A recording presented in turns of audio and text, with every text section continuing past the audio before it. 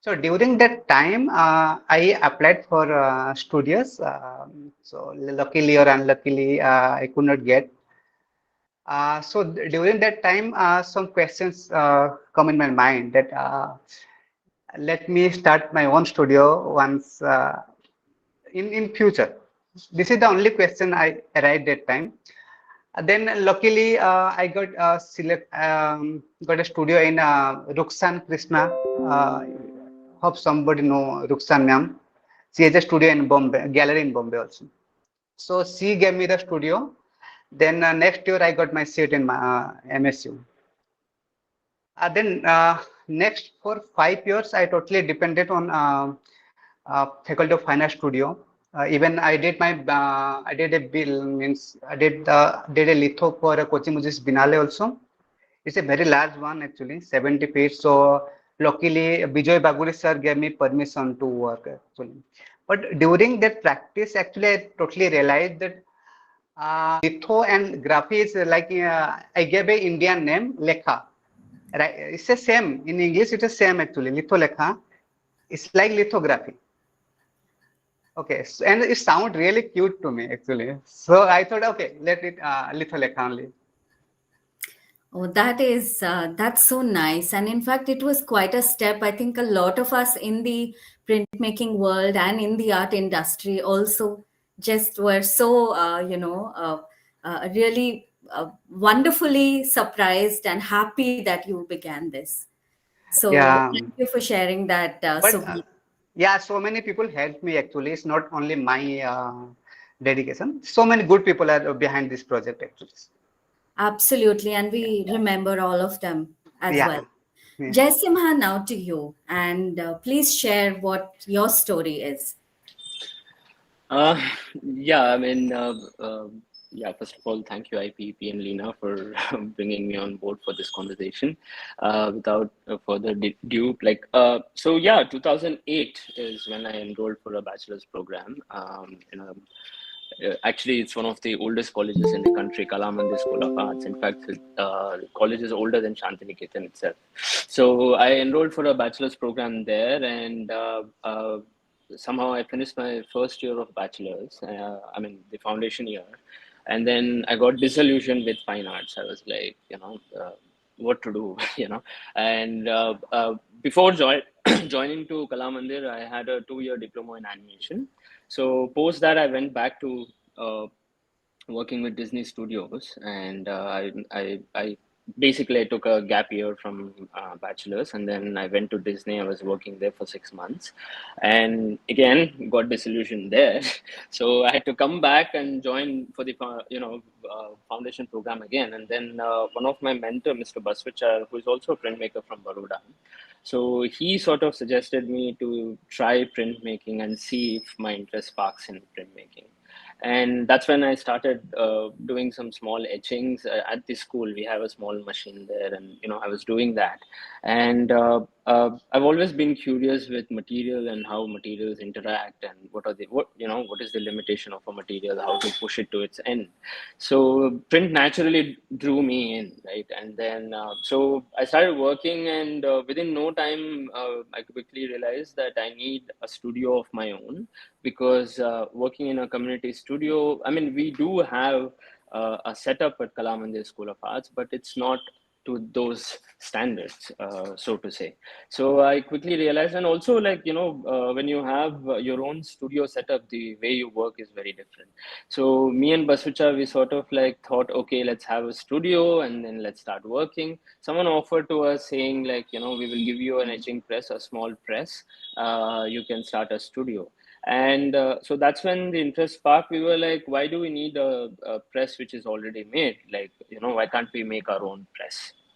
2009 to 2010 is when we built our first press in a small space. And then we started working together. And by 2014, so it's a 5-year program. And by 2014, when I joined for my master's, our studio was well equipped with a lot of things needed, right?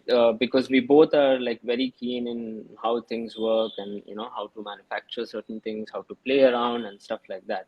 And by then we had already gone through a lot of trial and errors, with the machine and R&D and all of that. 2014 when I joined masters, and quickly 2016 I finished my masters from Chitakala Parishad. Right after my masters, I started working with artist Pushpamala as her studio manager and assistant. I was working with her for 6 months, and during that period we were located elsewhere in Bangalore. So I had to move closer to her studio to travel and all of that. So when I moved in, there was another artist, Mr. Shyam Sundar, we all know, so he also lives in RR Nagar, Rajarajeshwari Nagar, the current location. So he said, like, why don't I also come and join, work with you guys, and, let's all share a studio. And that's when things started, where more than two of us, we started working, and then quickly we realized there is a need to start a space, and that's when we formed Atelier Prati. And basically Prati means, thanks to poet, writer, academic Mamta Sagar, who gave us the name. Prati means copy, Prati means reflection, Prati means repetition in Kannada. So the word really seemed to be very apt. And yeah, that's how we formed. And this is pre-COVID. And right after, we were still a small space with very, operating in small, structures and things like that. And post-pandemic, so one of my juniors from Chitakala Parishad, Siddharth, he finished his master's from Shantiniketan, and he sort of wanted to come back to Bangalore, and he was very keen in setting up a lithography space. And till then, Prati was like an intaglio heavy studio, because my practice is with intaglio and anything to do with intaglio. And so when Siddharth suggested that he wants to come back and start a space, we sort of like asked him, like, if he would like to join us, and so that we can expand and things like that. And so as he joined us, the team became big and the space became big, and yeah, things started snowballing from there. Nice. So, That's absolutely wonderful. And I think that both of you perhaps might have had some similar experiences where people coming together like this.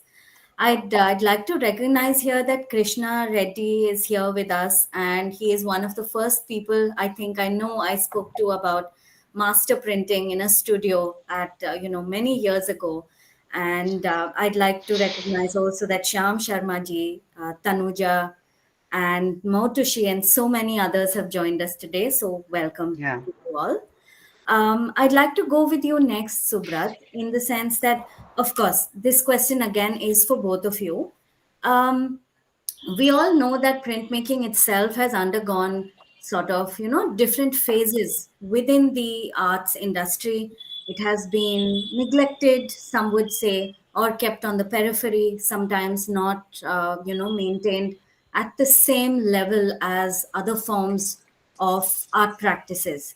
So how do you see that space, in the sense that how did you manage to balance this investment of time, energy, space into some of the more conventional systems of printmaking, and how do you see this going forward at this place and time, wherein printmaking also is being used in collaboration with other mediums?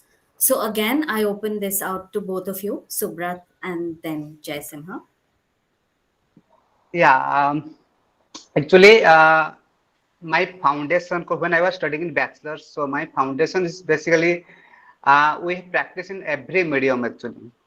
But then in after third year, so we have to choose one department. So I choose very intentionally printmaking.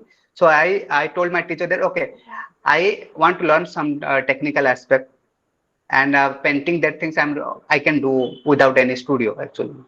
So it was very much like I know okay I will practice both the medium in future actually.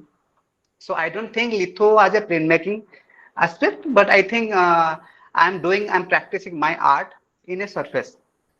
Okay. It's only the difference is I'm taking some few editions actually.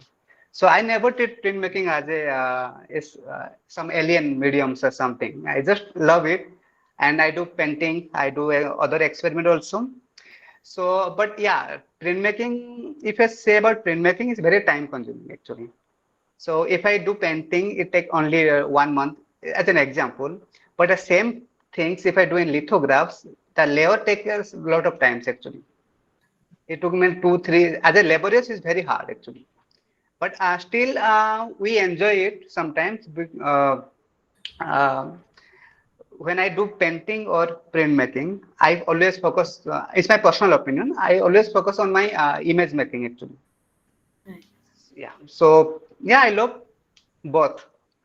So I don't think I'm doing some other things actually. For me, the future projects are very much like a mono single edition prints actually. So I'm planning to do some other future projects that are based on like a mono prints actually. So Okay. I'm trying to do a lot of experiments. Few of experiments I can say it right now, but I'm not planning to mix printmaking in painting or my daily practice. I keep printmaking different and painting differently. My regular practice actually. All right. Yeah, Yeah. printmaking is only for my phone, or I love printmaking and painting. And when I do both of the works, I don't think that I'm doing some other things. I love it. Right. Yeah. All right. Thank you. Jayasimha, you have been also, collaborating with so many people. So, in that context, if you can continue this discussion of how you see the studio space at the moment. I mean, just to give a small context or background to it, like probably, I mean, what Subrat's practice is, I think my practice segues from that. Like I'm completely opposite to that, and I think by the time I finished my masters, I started having these deep questions of what does an artistic practice entail, like is it making images, or is it dealing with larger politics in the society. So I was going through all those questions, and then at some point when we really formed as a group, it sort of like reaffirmed a few things for me. And then what as an organization, we are sort of like trying to reaffirm ourselves that we are interested in the politics of the craft, which is printmaking, and there is a dire need for that in the country at this very moment, rather than getting into the politics of image making or representation and things like that. So we operate from that, and I firmly believe that an artistic practice can also be like a collaborative one. And what I do at studio, or in fact what we all do at studio, is also an artistic practice, right? And also to quickly highlight, there were no models for us to follow in the country. It's a very tricky one. So we had to figure out a lot of things, through listening from stories by the artists who have gone to the West, worked in various studios. They come back and they will tell us, like, this is how they work, this is what their policies are, their SOPs are. So you sort of like build on ground, like while you're working. It's like, you're learning in the war field.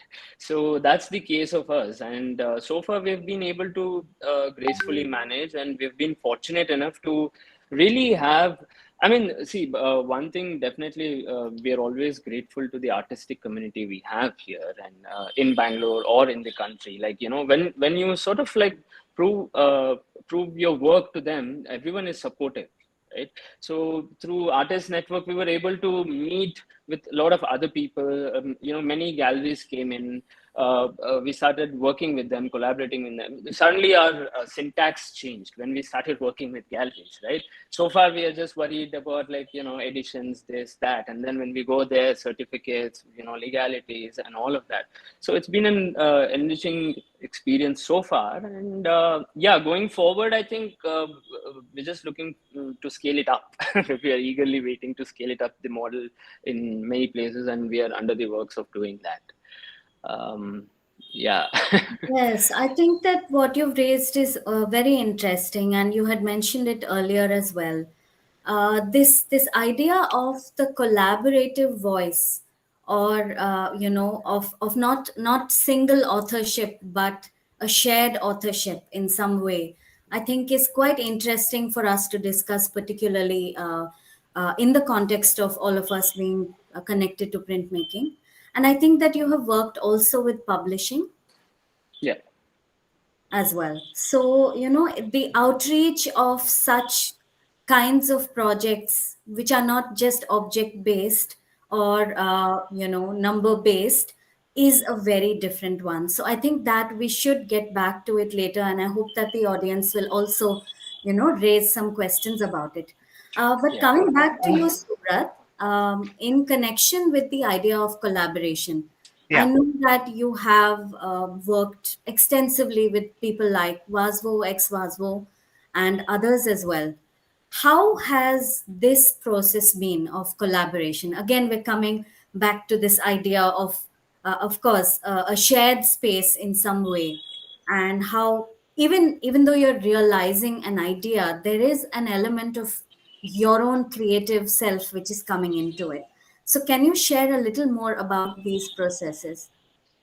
Well, if I say about the collaboration things, then when I started the studio, my first focus was let this medium to be free to even painter, printmaker, everyone. So even in my studio, I'm not focusing on printmaker. I'm focusing on painting other medium artists also who can draw and who was interested in taking prints actually. So Right. then when I first approached Vasco, I told him, Chacha, you are doing in miniature styles of work. I know it will be give me a lot of challenge actually because doing a registration is very hard in multi layers actually. And Yes. miniature works are very liner works actually. So you have to put every color in particular areas actually. If something happens, then the eyes will be gone. Yeah, it's just a small part. So then he agreed to do some lithographs, and he personally come Baroda with his assistant collaborator actually. So we did two of his lithographs, and when we work with painter, so the approach of the printmaker became very different actually. As a printmaker, we have a very particular ideas of drawing or something. But when we think about painter, they have a different approach to a image actually. And doing this kind of works give us a lot of challenge actually, and we really enjoy it actually. So, but not only Vasco, we did collaboration with like Mahesh Balika, T. Venkana. Yeah. So, T. Venkana is the first time he did some color lithos with us actually. And when we did some project with him, he's very much quick. Right. And sometimes what happen, whatever he draw on the stone, sometimes he won't come in the stone print actually. So again, he is very much like he'll do for light drawings, na. So sometimes we need because we have to transfer a image from a other matrix. Okay, so you have to draw one particular image actually. So then and he is very open-minded actually. So I remember we draw. He did one drawings that he did it in 4-5 times actually, and he's enjoying it.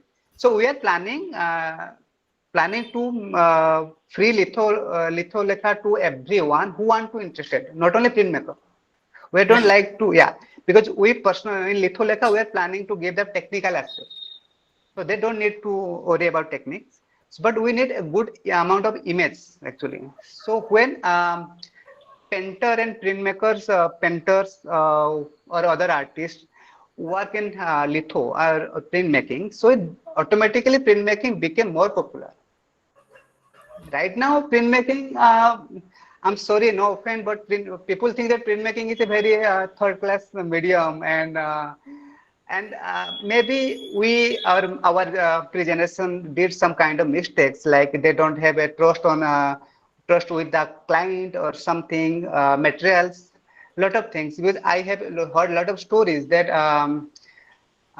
sorry, but few artists, what they do a prints and they keep the plate for many years, and then after when they need to do something, then redraw it and reprint it again. They sign 1 to 10 or something like. So those kind of problems we heard from our seniors or something. So those kind of things we have to strictly follow the rules actually, because once you draw your drawing or take prints a particular edition, something you have to cancel your plate or something, or stone something. But in India, those kind of things are very is lacking actually. Right. So we are trying. Even materials wise, the in India it's very hard to get good quality of colors, even materials actually. I'm happy that earlier like Jayasimha, they are trying a lot of things actually, and his approach in studio is totally different of mine actually. They are Yeah. trying machines, they are trying some different things. It's really great actually. Yes, yes. Thank you, Subrat. That actually brings me to my next question, Jayasimha, in the sense of what Subrat mentioned, the machines. I think that part of it is really interesting because you have experimented in such a way, and I think also brought to life some really old machines back into, their prime Like, kind of use. So can you share a little bit about that process, and how have you been able to work through those kinds of challenges of repurposing these old machines, some of them that are antiques? Yeah, I mean, to be very specific to repurposing the antiques, of course, there's a lot of labor and there's a lot of expenses which go in. As I said, as I pointed earlier, like, we have a team where all of us are curious of how things work. And when it comes to any machine or any process, like so it's not just one mind in place, it's three minds in place. And we are equally curious to sort of like as I said earlier, again, we have moved out of the realm of image making and in terms of like an idiosyncratic or an artistic practice. And so all three of us were interested in the craft, as I said. So to narrate quickly, very recently we found a 68 made letterpress machine, which has an interesting history. Like, for example, and this sort of like analogy draws out what is the state currently in the country, right? So there's a very famous letterpress equipment manufacturer called Chandler and Price from from the States. Back in the days, I think a smart person from Punjab has sort of like had access to this original machine somewhere, and he has sort of quickly made a copy of that because back those days everything was like casted rather than like milled or made, right? And till today, those kind of machines have been pumped out commercially all over, right? And we sort of chanced upon a particular machine which was not being used, and then we sort of picked it up and we worked on it. We figured it out how the mechanisms are, what is the right way to work with it. So once we have revived, so-called, the machine which is not in place, through that process, one goes through a lot of learning curves. And we sort of try to borrow that and adapt into our own equipments because, as you all know, that we've been quite active in making bespoke, affordable, precise, built for a purpose equipments, which is still lacking in the country.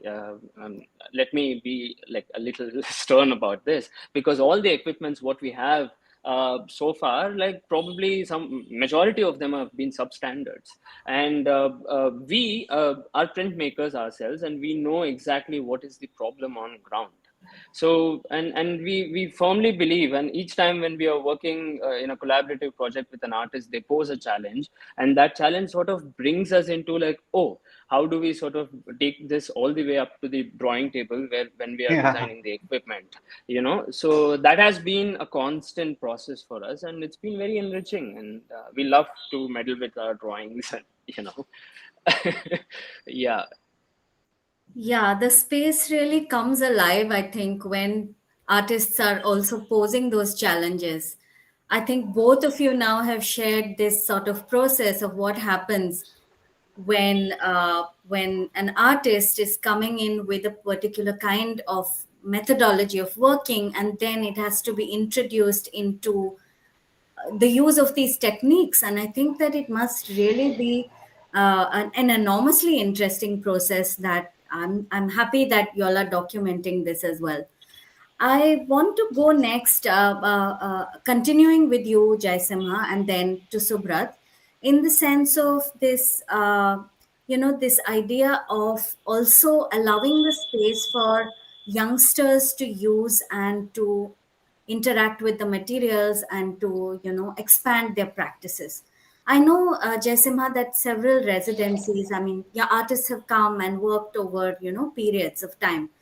Can you share a little bit about that? What is the experience that these artists have, and how do they make use of this space for their own practices? Yeah, like as I said, one has to begin from the beginning, and we never had any model set.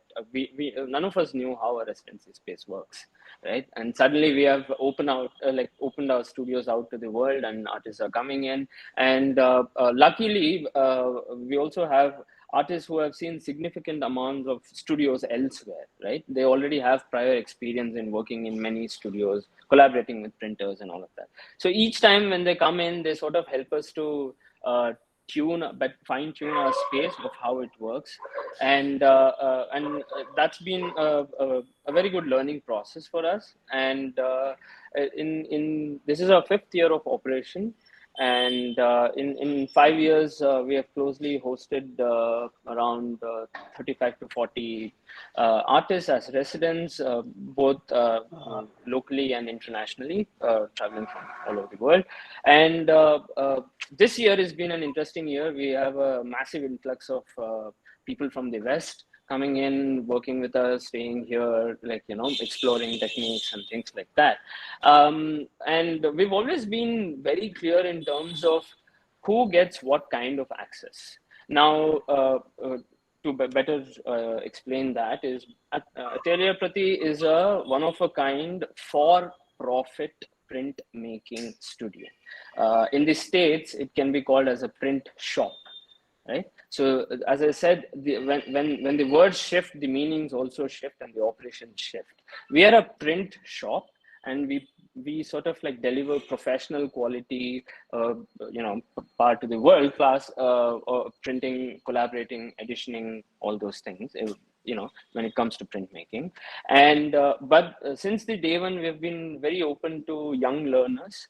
I have been teaching with an institute for, this is my 7th year working with students, and we know how difficult it is to get access to studios, especially printmaking studios, which is infrastructure heavy. So from the day one, we have been very clear for any keen learner, when they come into the space is open. They can come and access the space whenever they want. But when the artists come into the space, we have certain slabs. We work, so there are certain economics which come in, whether they need assistance, whether they're going to work on their own, whether they need assistance in printing, all these kind of things, and we work that out case in case. So this is not, as I said again, this is an evolving project. This is not like something which has been framed and we are just gatekeeping it and working with it. So every time, things changes for us, and we're also learning. And yeah. Yeah, thank you for that. I think that is also a very interesting process. And recently, I think it was wonderful to see also Devraj Dakoji, whose wonderful exhibition just opened at NGMA, was there as well. So, coming back to you, Subrat, again, I want to ask you about the development of portfolios. Now, the thing is, IPEP, of course, has reached its 10th year of a portfolio exchange. I know you have been working also on developing portfolios where a large number of people participate. Is it No, something that is ongoing right now? no, we don't working with portfolio. Actually, we are working with some individual artists. Like, Okay, you haven't. yeah. So Sorry, my bad. we are giving service as a master printmaker actually. and we exchange some of their prints actually. And we mostly what we do with every year we select some students to give them we teach them actually. It's like a workshop something. Okay. Sometime by through open call, sometime through some institution. Like this year we did a collaboration with Surat College of Art, B Narmada Universities actually. So we Okay. teach 25 students was there, and we teach them like actually introduce the medium actually. So and like Baspo, the projects are it's a very much like editioning project. We are doing some editioning of their work actually. And beside those projects, we select some students, young artists. We provide them all the materials and everything. So if they are capable, then they can work with us actually. And as in studio, also we are also facing a lot of challenges and financial problem also. So if someone is not capable of giving us fees or something, so then we can give them at least give us your some time. You can involve with some other projects. So and then we'll provide you all the things to work actually. So we are not like completely commercial place because I don't like to make it a complete commercial at least for coming 2 3 years because I am also practicing my own practice. So balancing both my practice and studio is very hard for me. So it's like every day I'm giving 2 3 hours to the studio actually. Right. I can imagine that it must be quite a challenge. Yeah. Sometimes balancing this entire space, and it's not a simple thing that you don't just click your fingers and say, now I am in the master printing mode, and now I am in my personal practice mode. It's very hard actually for me to balance switching to different mediums actually, different space. And but Right. we are right now we are planning to build our team actually. So I'm training some of young students, young artists. So they are working with us right now. So once they completely train, so we plan something different. We plan, yeah. So right now teaching or giving them train is needs some time actually. Yeah, Absolutely. yeah. Yes. That is a complete process. What I'd like to do now is to suggest whether Jayasimha and Subrat, do you want to ask questions to each other? Is there something that you'd like to ask each other? Yeah, I like Joshua's practice because I think we both the studios are same age. I think it's a 5 years. Even mine also 5 years, something like. And if we cut the 2 years lockdown, it's like we have a 3 years, 3.5 years experience. Am I right, Joshima? Yeah, Yeah. more or less. Yeah. So and for, I think it's not question. It's just sharing. So we are not from a business or something. It's not business actually. So we are all learning actually. To running a studio, to doing program, we need a large team actually. Even I'm not good in writing or everything. So we need someone who can write for us or who can make program something. So it's very hard for me actually. So I'm learning right now. Maybe I need few more years to learn those things. Or then my next planning is to build at least a permanent place of Litholekha. This is my second, my next ambition or something. Right now it's all rented, and in rented studio, build a studio is very hard. It's very hard. You can't even change the infrastructure or something. You have to take permission from the owner, landlord, or something. Yeah.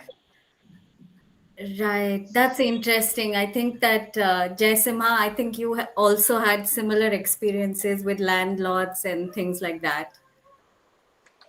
Yeah, I mean, it's always tricky when you're inhabiting someone else's place, and especially in a rented situation. But yeah, I mean, over time we've found middle grounds, and we've been quite graceful with that, and things are going well.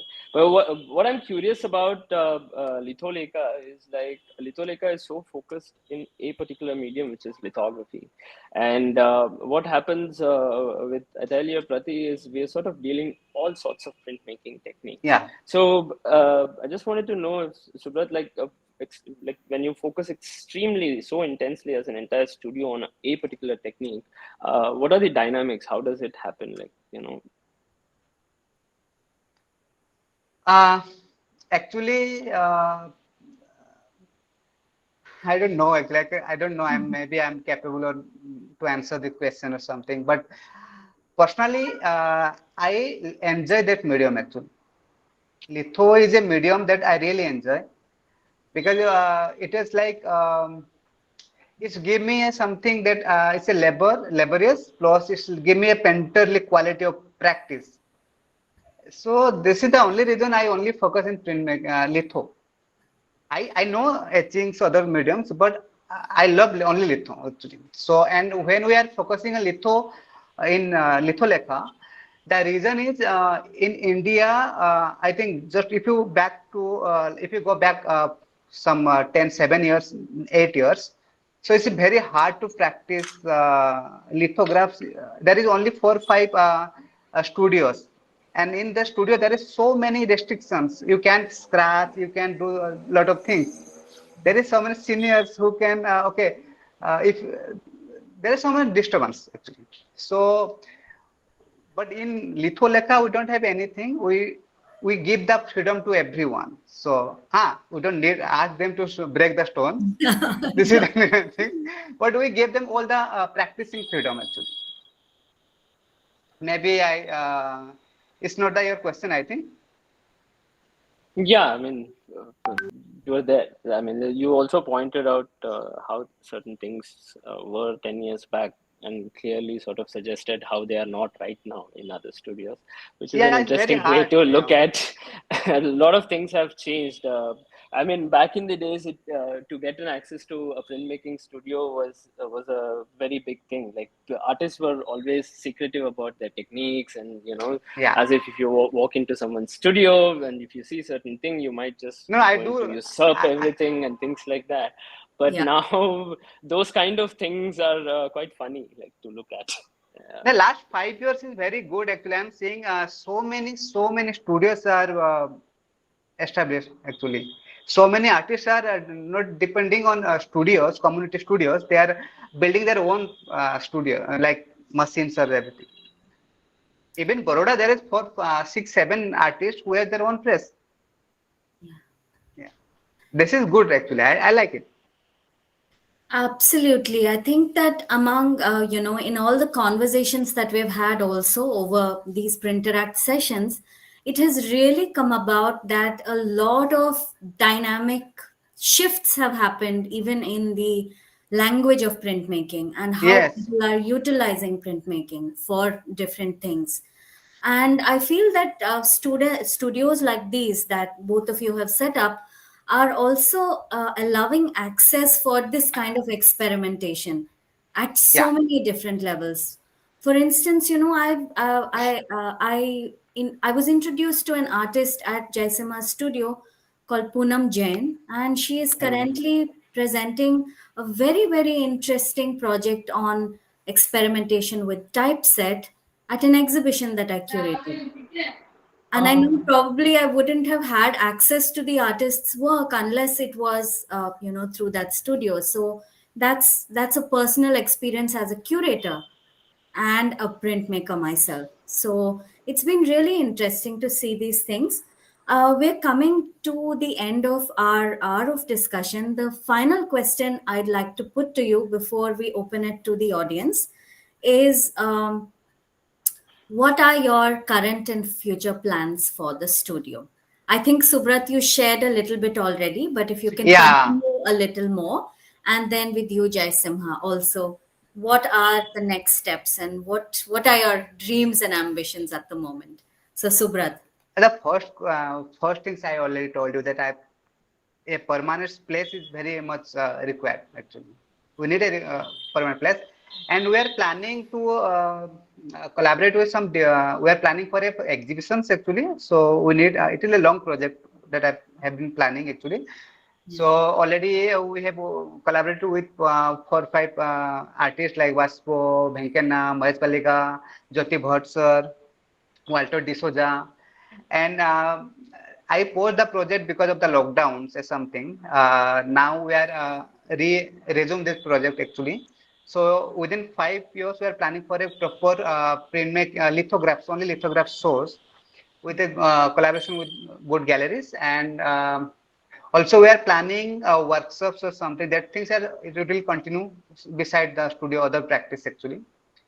So my first ambition is only to build a permanent place, and other things are we are all learning actually. So maybe whatever I'll say today, tomorrow maybe it will be changed. So it's all going slow side by side. The main focus is to reach litho. I'm planning to reach with some coming artists actually, some young artists. They can come to us and they can practice lithos. Those things. Yeah. Yes, so all those who are here as well, please help to spread this word.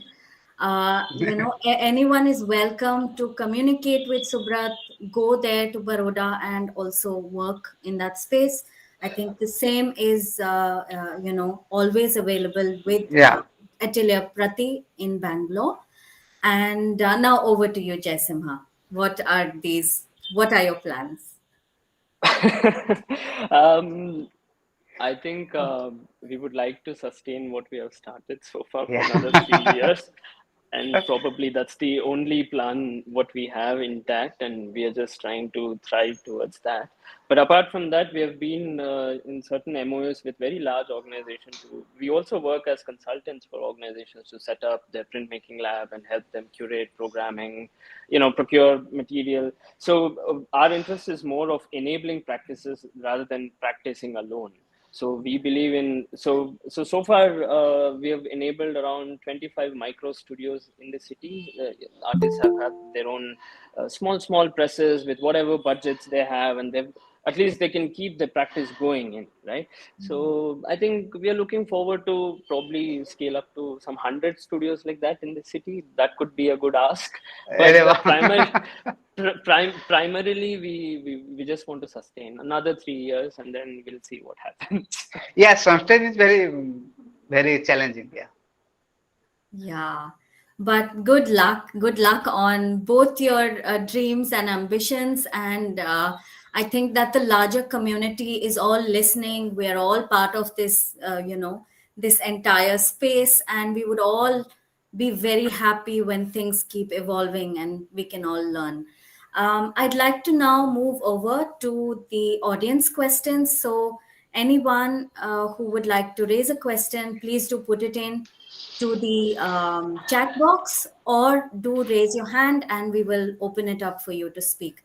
I'd like to address a question here from Moutushi Chakraborty. Moutushi, yeah. Yes. Please, yes, yes, ma'am. So there are a couple of questions that can be open for both of you to respond to. She says, what could be the reasons behind the lack of awareness and connoisseurship of prints?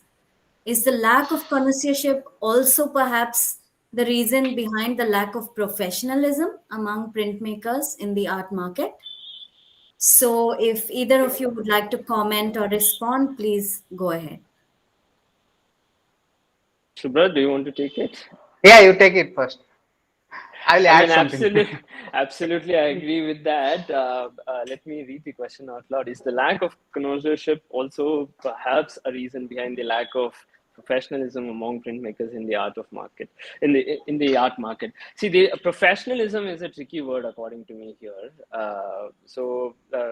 What happens is when we use the word professionalism, inevitably we are sort of comparing with certain standards which have been set as printmaking studios elsewhere in the world. What I mean by that is, like, for example, if you look at a particular studio, I don't know, like if you look at Crown Point Press, one of the studios in the States, they've been operating for around 85 years now. And we as a nation are 75 years, and we are still figuring out, like, these kind of models are evolving, and there's a new wave of people who are trying to look at these things in a different way and trying to build those professional senses. And of course, connoisseurship is it's a equal responsibility both for the both stakeholders, the artists and the patron or whoever, connoisseur, whoever it is, to develop a larger landscape of understanding of what the print technique is, what the mediums are. And especially in the world of AI, it's even more difficult to sort of position yourself into these kind of analog practices. So yeah, I would like to nudge and say that, it's the onus of both the stakeholders or all the stakeholders. Yeah. That toast. Actually, the thing is, I think trust is the one thing it happened because we are called limited editions, not unlimited. Okay, so the digital media has unlimited editions. Okay, in printmaking is a limited edition, so we have to know when we have to stop actually, and then stop means stop. It's not like we can keep it or something after reproducing with some different changes or something. So I think we lack a lot of trust in between artists with gallery or with clients most of things. I think everybody knows that things issues actually. The main thing is trust and the additioning trust and materials. I think there is, I understand what you're saying, absolutely. Trust, and there is also a lack of transparency in Yeah, certain cases. And, it causes this, of course, we have a much broader lack of awareness and information and education, which is at the base of many misunderstandings, let's say, in the entire yeah, art world. But that, is a conversation for an entire conference. But definitely it does exist in these spaces that we work in. And I think we encountered them and have to deal with them in different ways on an everyday basis. And there are, yeah, I think that maybe it's open for others to comment on as well. Uh, I have one question to Rajesh. I yes. have one question actually. When you are doing a great job, like IPEP, I heard about it's in 10 years, I think. So, like organization like you, if you can suggest the young artist that we have, you have to give us cancellation prints. I think you are doing this thing, right, Rajesh? Yeah. No, we are not getting cancellation print because already we asked for the 46 or 40 prints. Yeah. Okay, so after that, it is not like they are able to make more prints out of it. So Yeah, so practically, yeah, I think organization like you are well known with lot of young artists. yes, So yes. I request you to think something like this. You can write some note at least like there should be a print artist print or there should be a cancellation print after some edition. So those kind of where we should not focus on the problems. We should focus on the solution right now. So, like you are doing great. So you can do something like even in our studio, we always do the things. We after some edition, we uh, got the artist group also, even the extra prints. Yeah, So that we can misuse the print in future. yeah, I think yeah, yeah, it's perfect. But the thing is that different medium has different possibilities. In yeah, sketch print, it is not possible to get all these things because you use that positives. Okay, and in many mediums like in plate or in lithography, it is possible. So even in yeah. in pencils also, many people have sent us pencil manually. They have printed it. So it is not possible ask to them to do something like that. But it's a good practice as a academic printmaking. I think it should be should have to follow. Yeah, I But think you should think something like this. yeah, another thing is that this practice of printmaking is not very much known in India. So showing and asking all the rules will not possible to maintain 40 different artists and organize them in one single portfolio. So your idea is very good, but I think it is very much challenging and time consuming also, and resources, we will need more resources to follow all these things. So that is the thing. I'm not giving the reason, but I think this should be followed. Yeah, at least if you can mention those things, at least the young artists, what we are focusing on young artists, because they don't know the rules actually. Basically, after Yeah. some certain kind of prints, they have to take a cancellation print or something, or they have to, uh, if they don't need to take cancellation print, at least they have to destroy the surface or something. And if Yeah. there are so many artists are using the block also in woodcuts, there are so many artists are selling the woodcuts of block also, and it's a good practice also. Artists like Sogra, Jagdish, Tamin, they are even Pratap Modi. They are all using block as a practice. Anyways, I think here, Krishna Reddy, please do go ahead. You can unmute yourself and ask your question. Yeah, good evening. Am I audible for you? Yes. Indeed, it's a good opportunity to meet Lito Lekha.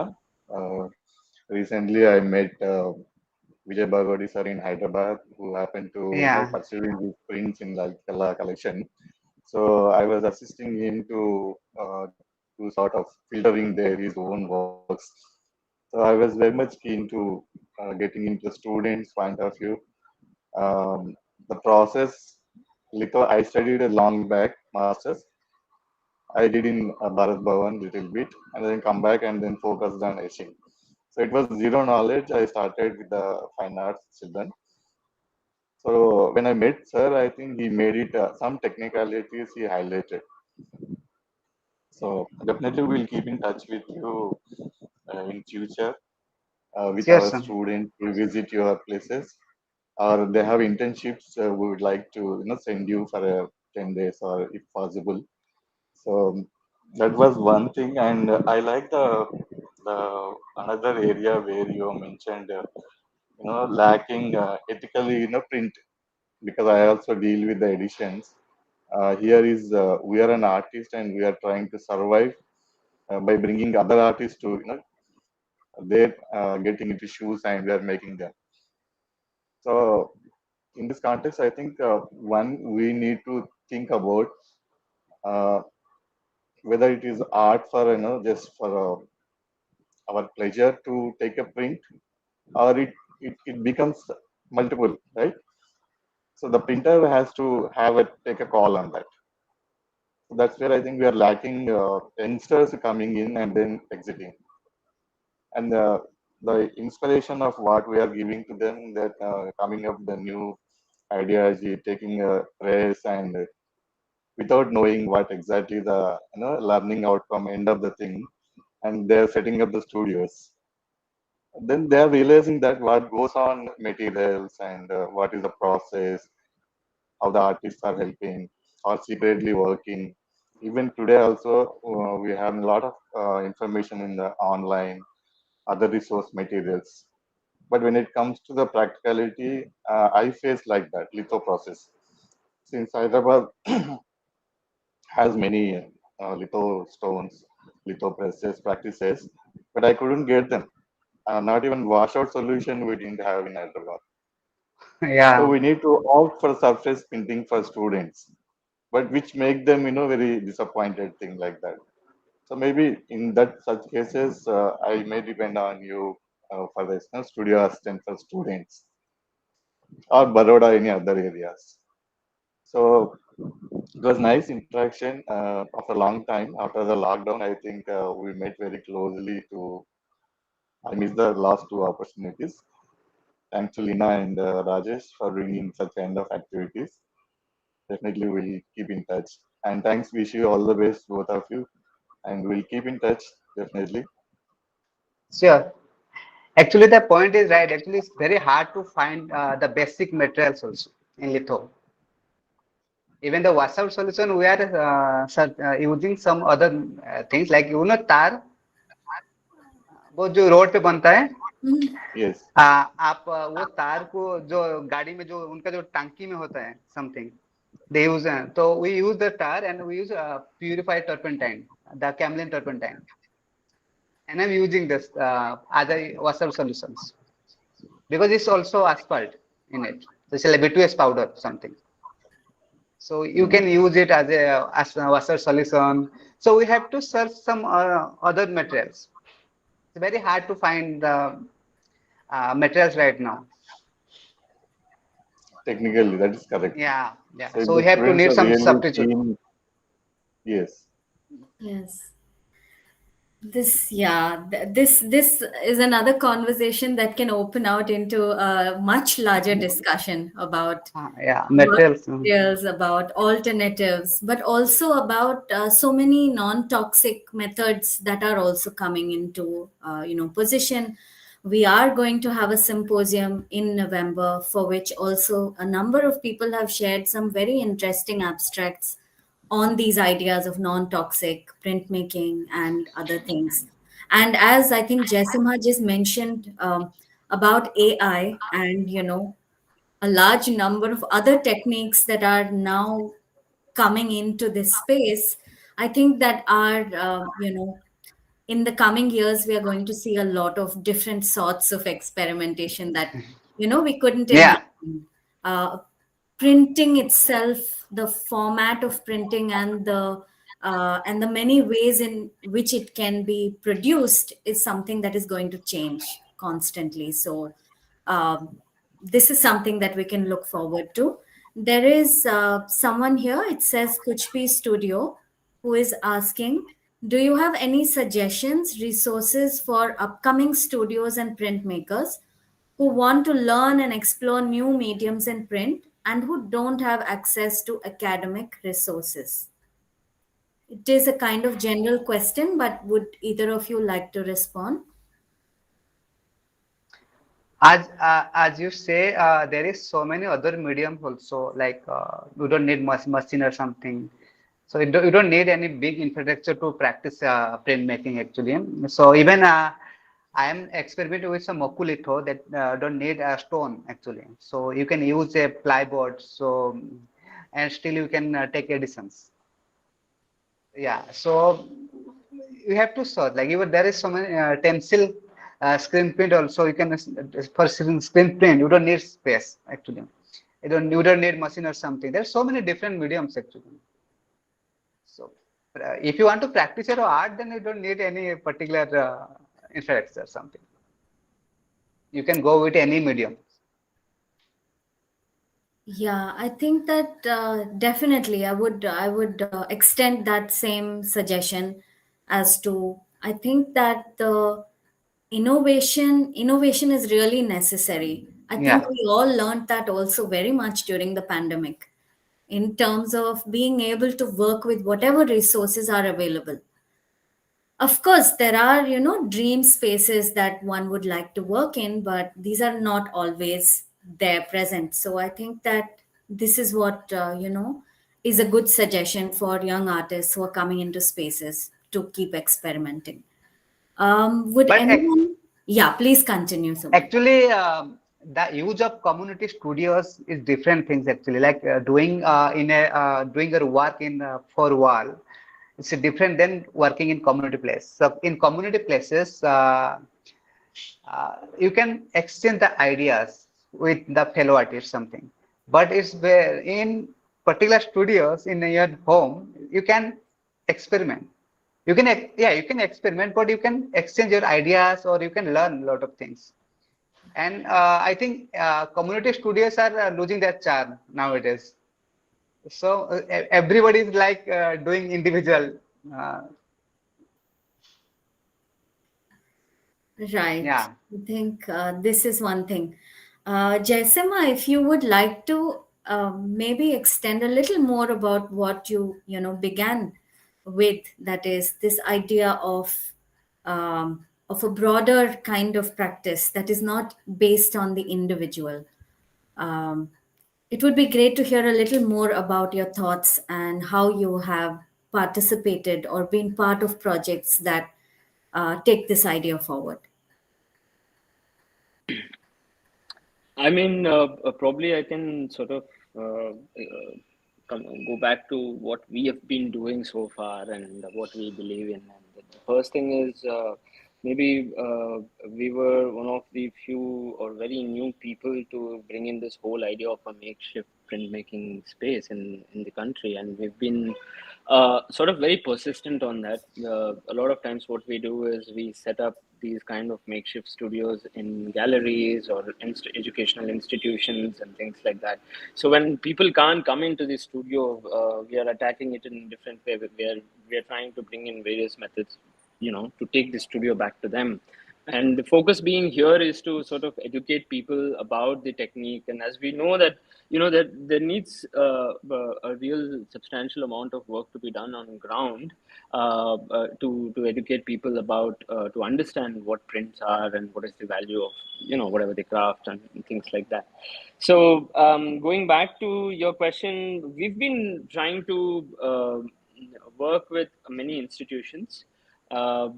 Again, so far, all the major institutions in the city today have printmaking studios here, art and design schools, and our interest is to sort of try to push the envelope and tell them how to integrate that into their curriculum and things like that. It might not just be the colleges, but we're also working very closely with many schools where we're looking at the idea of printmaking to sort of help them build a curriculum where it can really enable students with motor skills, right? So it's no longer about art, it's no longer about object making. Our interest is very different, like learning the sensitivities around material, how do you work with the material, what is paper, how do you handle a paper, so on and so forth. So yeah, this is what we've been doing. And collaborative practices, I mean, see, we are a perfect example. We are 3 artists and 3 printmakers put in one room. So you can imagine what kind of dynamic we'll be having over a particular topic, right? So there's there's endless amount of fights and things like that. Like, to arrive at consensus on one small thing, we all have to go through a lot of beating. So over time we have learned ways to mitigate, understand like what is the point. And so the core idea being, again, our solid focus is more on the politics of the craft. We want to deal with print making, and we do not want to deal with artistic practices. There is a popular misconception in our country: if I get an etching press, studio ban jayega. Definitely not. And having an etching press does not make a printmaking studio, right? So for all those aspiring printmakers, please realize, it's a sincere suggestion. Since we have been in business for a while, we know that having an etching press does not make a printmaking studio, right? So that's a good start. That's a good way to start someone's practice, right? So yeah, these are the things, again, it opens up to larger dialogues and whatnot. Yeah, absolutely. This has to be an ongoing conversation. And I think we have a question here from Nikhil Purohit. Other than personal collections and its archive, is there a repository of printmaking? Would this be Nikhil? I Would mean, you like to say something in addition to that? Yeah, sure. There is noise in the background, so I didn't unmute myself. To elaborate the question, like generally we have digital archives where one can find relevant data, like a national consensus what we have. Sorry, the census data, the way we collect. So, is there any attempt had been done to collect that kind of information about printmakers or their work together? Not getting. I think many of the independent artists or organizations have their own databases in their own area. And like, for example, IPEP has a massive database of artists and printmakers who've been working with the organization for 10 years, right? So there are these kind of informal networks which are happening on individual level, but probably it's a very nice thought. Like there is a need to sort of like look at or imagine an archive or a place where all of these data is streamlined and put in place. And I think any of them, any of you or any of the audience here finds it interesting, probably take that as an initiative and do it, because we don't want to do it because we do not want to get away from what we are dealing right now. There needs a massive amount of work to be done here. So if we get into that also, it's a conflicting, or it's conflated. So someone can take that, and also it needs that kind of expertise to look at. Like, it's not just yellow pages, right? Collecting data and putting it together. It has to mean something. How do one access it? When do one access it? What does it provide when the access is given? All of that. So there are many questions to that, but it's a very important thought, very interesting. Agree. Yes, I think it's something that can be probably initiated within the network that we already have. And I think that, Rajesh, we should definitely keep this idea in place All right. for the coming years, and see how we can at least facilitate the coming together of different pieces of data that are already existing, something that we've been able to do in other ways, but this is a good idea. Are there any other comments or questions from the audience?